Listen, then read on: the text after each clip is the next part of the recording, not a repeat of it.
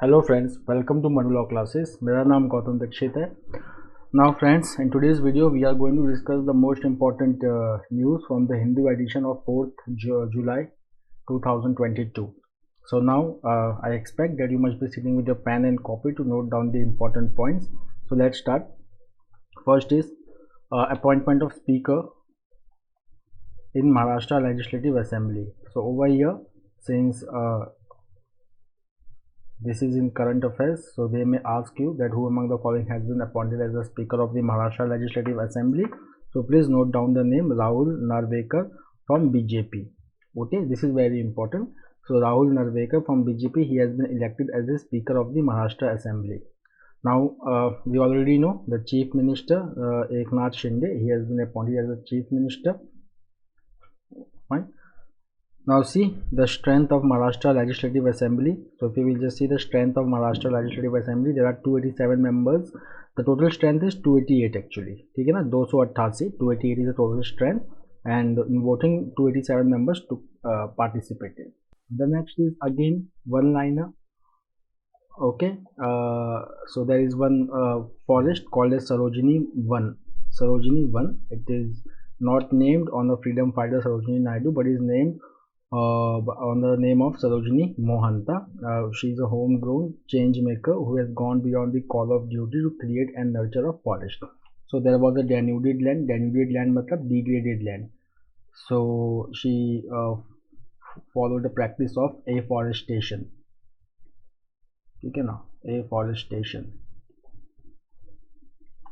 Fine. So she has helped in growing of forest in this patch of land, and now this forest has been named after her, that is Sarojini 1. Now the next news is coming from Russia-Ukraine crisis. So we can see that Luhansk, which is in eastern Ukraine, so major cities of Luhansk region, they have been targeted by Russian forces. So we have read about Mariupol, then we have read about Severodonetsk. Now the new city is we are talking about is Lysychansk. Okay, so Lysychansk, which is the last city stronghold in Luhansk province, now it has been captured by Russia, and now Russia claims control over eastern Ukraine. The next is again coming from the state page, but it is very important. This is about Rampa Rebellion. Rampa Rebellion of Andhra Pradesh. Sometimes these type of questions they come in static GK. So Rampa Rebellion, it was a tribal rebellion. So during the British time, due to oppressive forest laws, many tribals who lost their traditional forest land, they revolted against the British. One among them was Rampa Rebellion, and it was led by Alluri Sitaram Raju. Okay. So over here, this is in news because Prime Minister Narendra Modi, he will be in Andhra Pradesh, and he will be launching the year-long celebration on the 125th birth anniversary of Alluri Sitaram Raju. Now let's come to the Rampa revolt. So it started in August 1922 in the forest areas of Godavari Agency in Madras Presidency at that point of time, and then Alluri Sitaram Raju, he led 500 tribal people to attack 3 police stations of Chintapalli, Krishnadevi Peta, and the Rajabomangi. Okay, now about Sitaram Raju. So Alluri Sitaram Raju, he did not belong himself to any tribal community, but he understood the restrictions placed by British colonial forest laws on the life of tribal people. Okay, some of the problems which are faced by the tribal people, as you can see over here, were forest labors, embargoes on collection of minor forest produce. ये एक traditional occupation था tribal peoples का. Then ban on tribal agricultural practices. It led to severe distress among the Koyas. Now this is also very important. Koyas tribes. So where are Koyas tribes found? Koyas tribes. So Koyas tribes, they are found in Andhra Pradesh.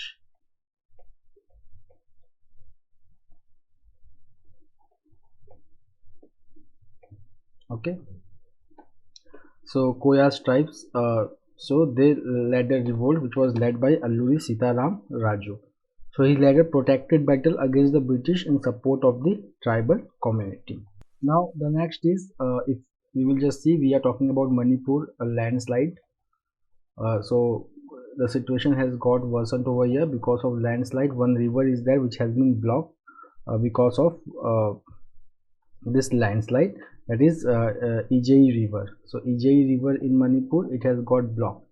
Now what is happening now, since it has got blocked, so now water is stagnant, and when a time will come when water will breach the embankment and it will cause floods. Okay, so hilly and mountainous region in India, they are often prone to landslides, including Manipur, Nagaland, Uttarakhand, Himachal Pradesh, and then Kerala, etc. So if you will just see that most of the reasons are man-made. Man-made reasons are that is called as destabilization of slope. Destabilization of slope.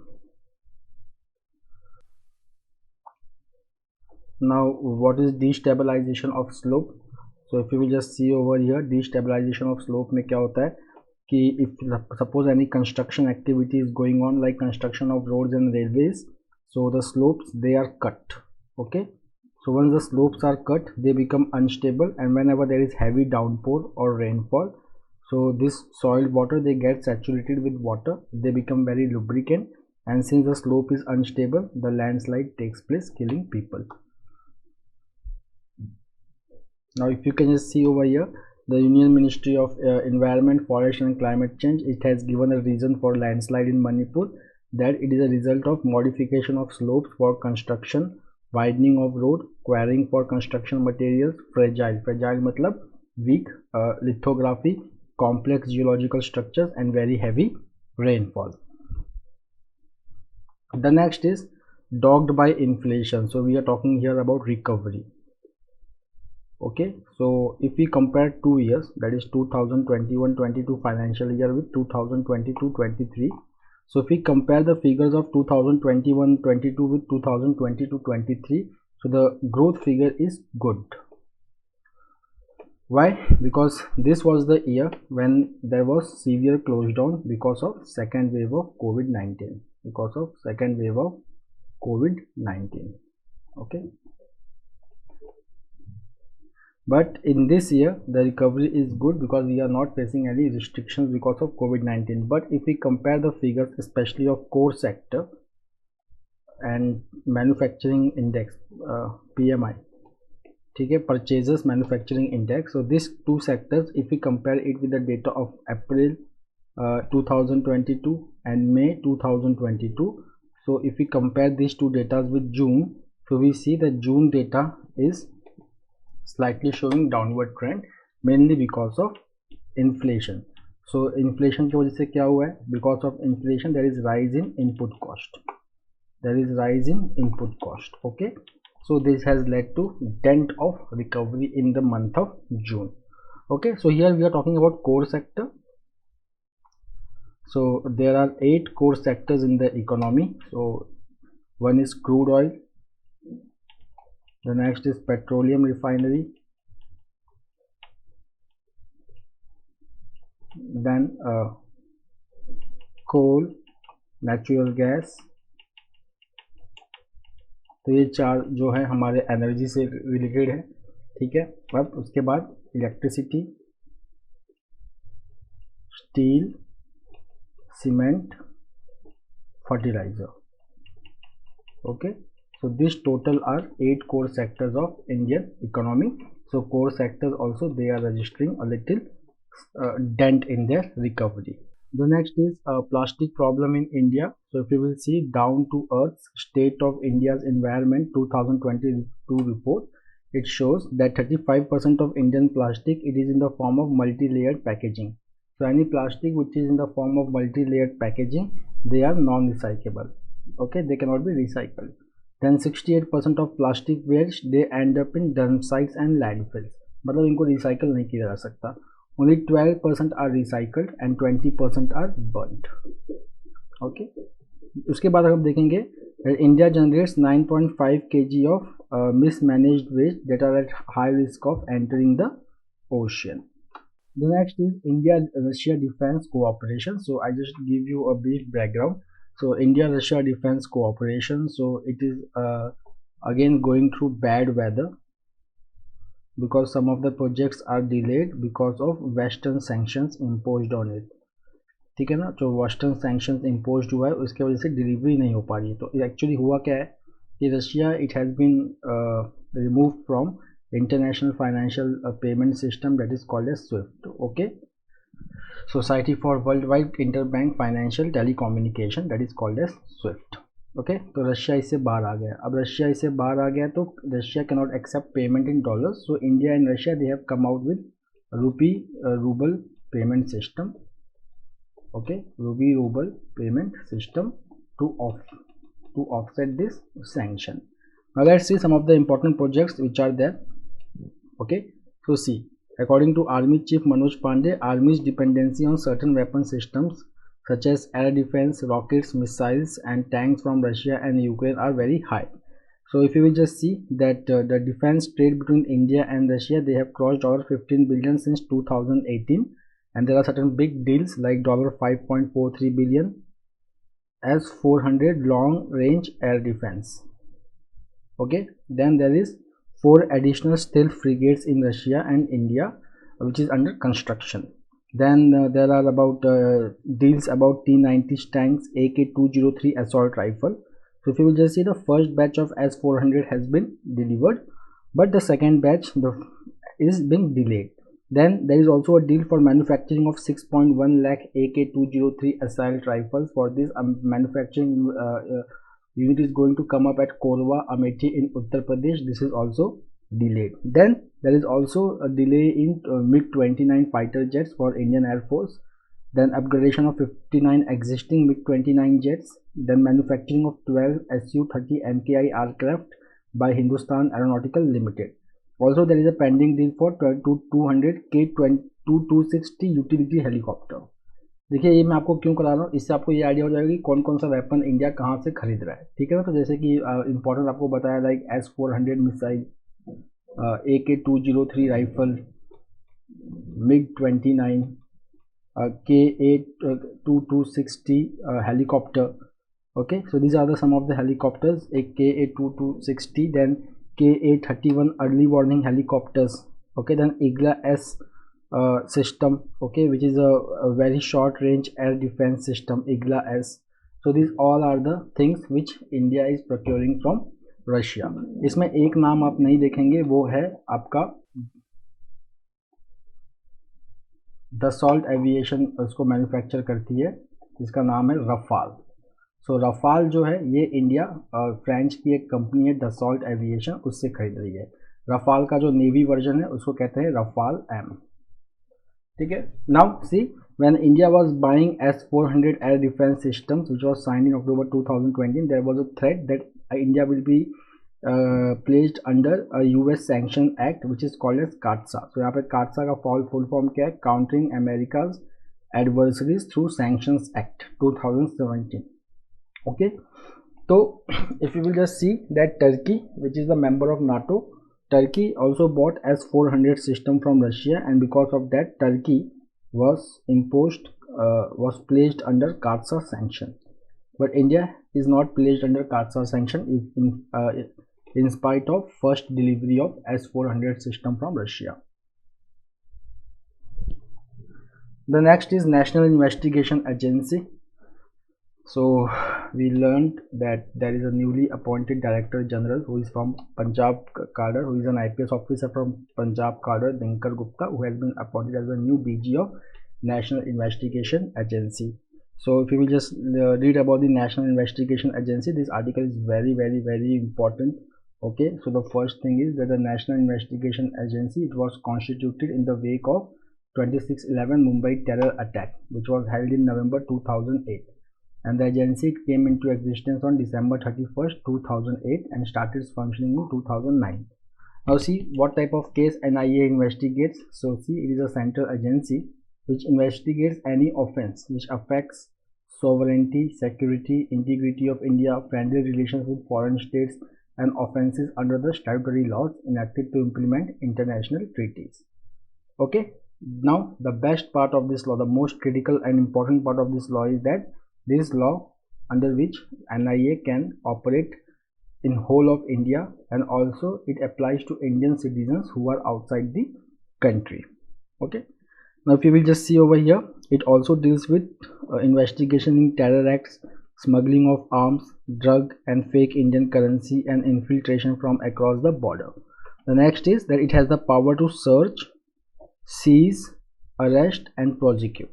So it is headquartered in Delhi, and the NIA has its branch in Hyderabad, Guwahati, Kochi, Lucknow, Mumbai, Kolkata, Raipur, Jammu, Chandigarh, Ranchi, Chennai, Imphal, Bengaluru and Patna.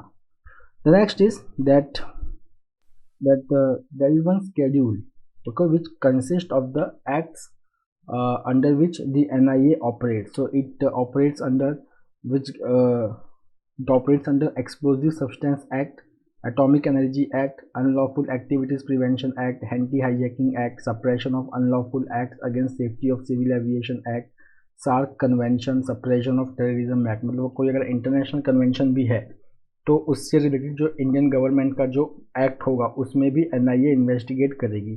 Then suppression of unlawful acts against safety of marine navigation and fixed platforms on continental shelf act. Then weapons of mass destruction in the delivery system act.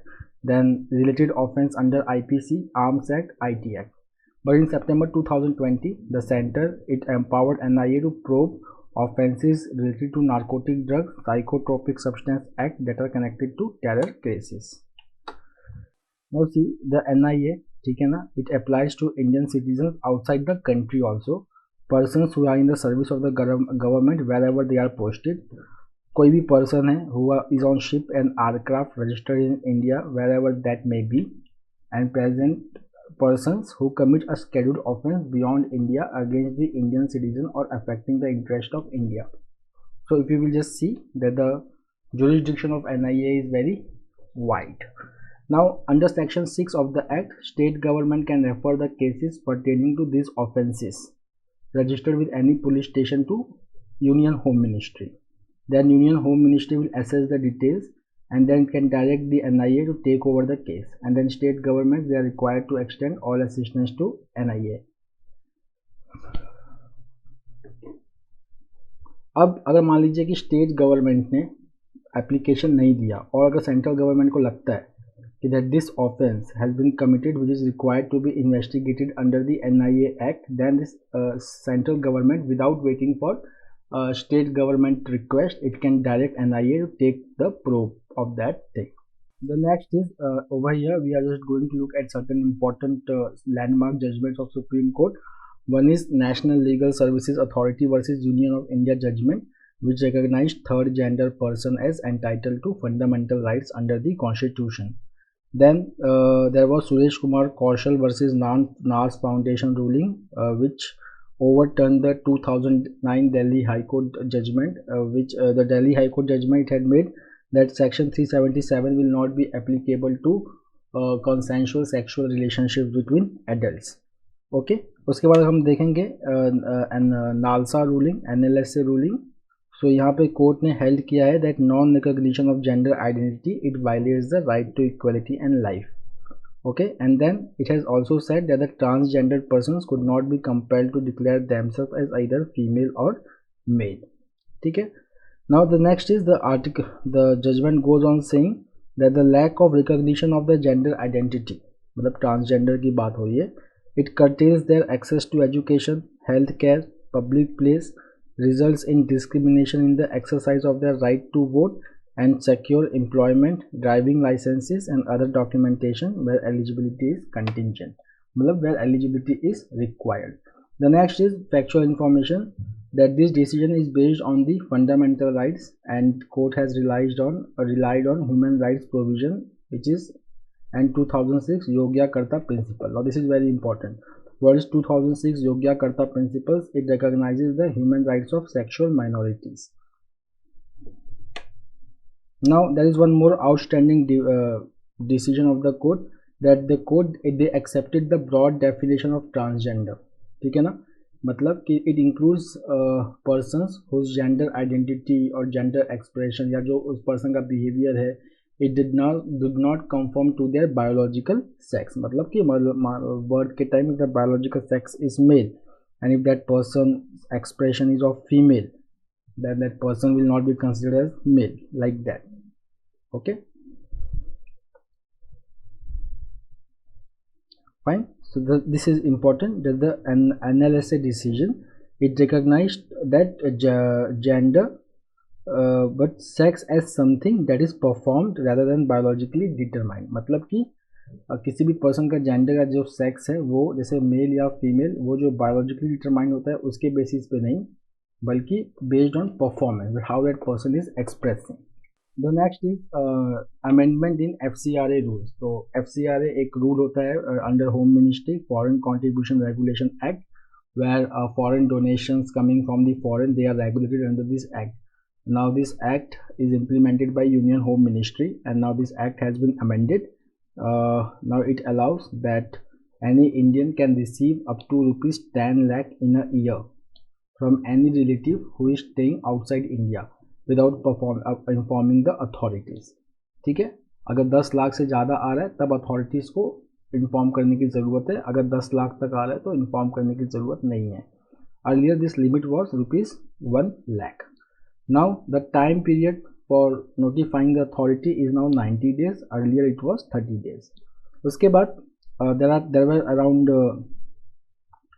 7 compoundable offences. Now 5 more have been added under the compoundable offences. Now there is rule 9. ये जो हमने पढ़ा अभी तक ये rule 6 है, ठीक है. Now we are reading about rule 9. So rule 9 ये NGOs के बारे में है. Those who want to register or obtain prior information from Union Home Ministry for receiving foreign funds. Now here the time limit is 45 days instead of 30 days. The next is National Human Rights Commission. So it is a statutory body. The chairman of National Human Rights Commission is always a retired Supreme Court judge. So currently Arun Kumar Mishra he is a retired judge of Supreme Court. Now he is the chairman of National Human Rights Commission. So the National Human Rights Commission, it was established under Protection of Human Rights Act 1993. तो ये जो issue है, it is about harassment of Chakma villages, Chakma tribes living in Arunachal Pradesh. So here the National Human Rights Commission, it has asked the Deputy Commissioner of Changlang district of Arunachal Pradesh to submit action taken report related to harassment of Chakma villages. The next is Maganrega, Mahatma Gandhi National Rural Employment Guarantee Schemes.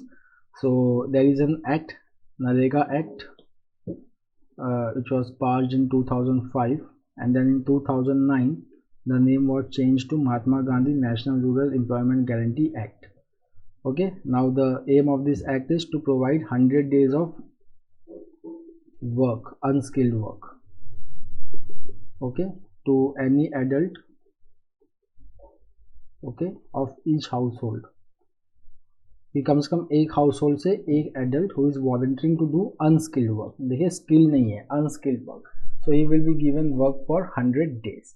इसमें try किया जाता है कि जो 1/3 of allotment of work है वो women को मिले, ठीक है, और जो वर्क है वो 5 किलोमीटर के रेडियस के अंदर ही मिले, ज़्यादा बाहर ना मिले.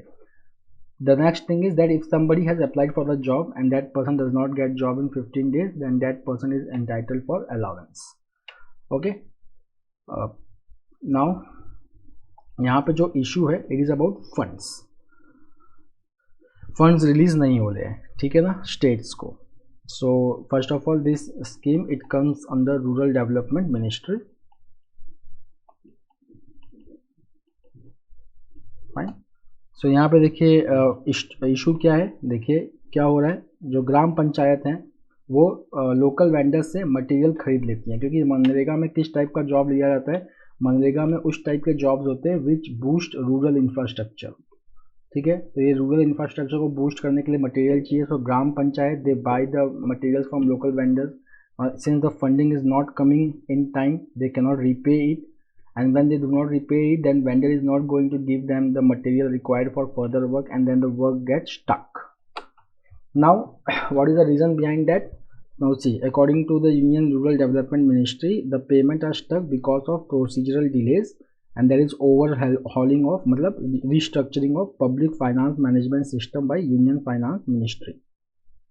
नाउ मनरेगा में अगर हम देखेंगे तो फंड जो के 3 कंपोनेंट्स होते हैं, एक होता है वेज, दूसरा होता है मटेरियल, तीसरा होता है एडमिनिस्ट्रेटिव कंपोनेंट। जो वेज कंपोनेंट होता है it is borne by centre and it is transferred to workers bank accounts. The next is about geographical indication tag. This is very important, geographical indication tag. तो यहाँ पे हम बात कर रहे हैं मयूरभंज डिस्ट्रिक्ट में एक स्पेशल चटनी बनती है जो चींटियों की चटनी होती है, जिसको कहते हैं हम काई चटनी। ठीक है, this chutney it is rich in proteins, calcium, zinc, vitamin B12, iron, magnesium, potassium, sodium, copper, fibre and 18 amino acids which boost immune system. ठीक है, अब साइंटिस्ट लोगों की तैयारी है कि इसको GI टैग मिले, क्योंकि GI टैग मिलने से इसकी रेपुटेशन बढ़ जाएगी, इसकी वैल्यू बढ़ जाएगी and it will support local business. Okay, now ये जो चटनी बनती है चींटियों की, इसको कहते हैं वीवर एंट, और वो मयूरभंज डिस्ट्रिक्ट में थ्रू आउट द ईयर मिलता है। उसमें अगर हम देखेंगे लार्वल और अडल्ट स्टेज के जो एंट होते हैं वो उनको प्रेफर किया जाता है फॉर मेकिंग द चटनी। ठीक है, now the tribes of Mayurbhanj district they consume kai chutney to get rid of flu, common cold, whooping cough, to increase their appetite and enhance eyesight, to also treat joint pain, stomach disease and the development of healthy brain and nervous system. Now from sports we have 2 important news. The first is Sahaja Yamalapalli. So she has won the ITF women's tennis tournament which was held at Baliwas on Sunday. And then we have about British Grand Prix. So here important, Carlos Sainz, he has won his first Grand Prix, that is in British Grand Prix, by defeating Sergio Perez, Lewis Hamilton. Okay, और जो world champion है max Verstappen, he is the world champion currently, he has finished 7th, but he has retained the lead in world championship, but this British Grand Prix it was won by Carlos Sainz. So friends, that's all for today. We will meet tomorrow again with a daily Hindu analysis. Till then, have a nice time. Take care. Thank you.